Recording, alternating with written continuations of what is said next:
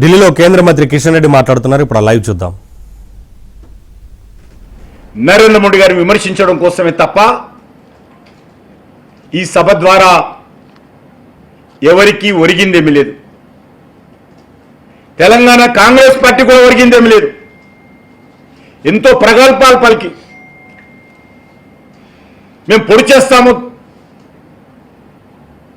రాహుల్ గాంధీ వస్తున్నాడు, మల్లికార్జున ఖర్గే వస్తున్నారు, మా పార్టీ అధినాయకత్వంతో వస్తుందని చెప్పారు. చివరికి ఢిల్లీలో కూడా కాంగ్రెస్ పార్టీకి దిక్కు లేకుండా రేవంత్ రెడ్డి ఎడాపెడా మాట్లాడడానికి మాత్రమే నిన్నటి ధర్నా పరిమితమైందని మనం వేస్తా ఉన్నాం.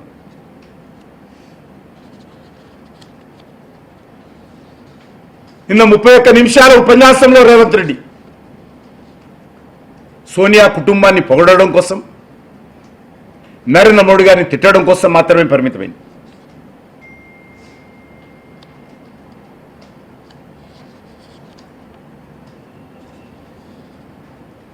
న్యాయబద్ధంగా, చట్టబద్ధంగా న్యాయ నిపుణులతో మాట్లాడి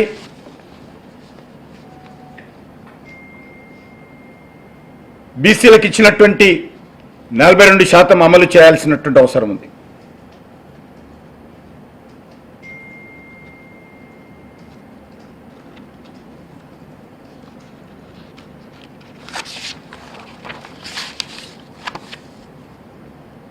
రేవంత్ రెడ్డి పాలనలో వైఫల్యం,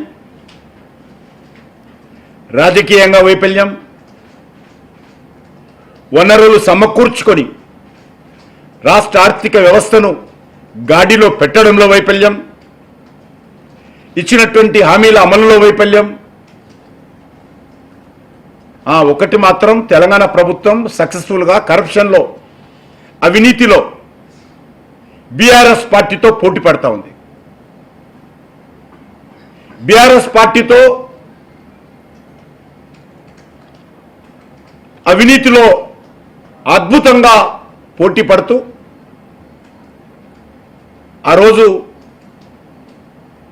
కేసీఆర్ టీఆర్ఎస్ ప్రభుత్వము ప్రైవేట్ లిమిటెడ్గా హోల్సేల్ కరప్షన్ చేస్తే కాంగ్రెస్ పార్టీ ప్రభుత్వంలో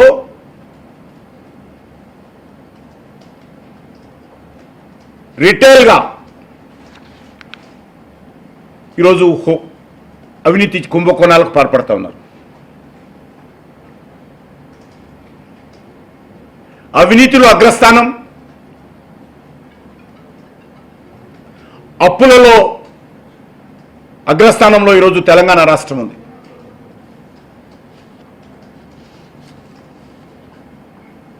నేను ఒకటే అడుగుతా ఉన్నాను, గతంలో తెలంగాణ రాష్ట్రంలో స్థానిక సంస్థల ఎన్నికల్లో 34% రిజర్వేషన్ అమలు జరిగింది. దాన్ని టీఆర్ఎస్ కేసీఆర్ గారు 27% తగ్గించాడు. ఆయన కూడా 12% ముస్లిం రిజర్వేషన్ ఇవ్వడం కోసం అనేక రకాల కుట్రలు కుతంత్రాలు చేశాడు.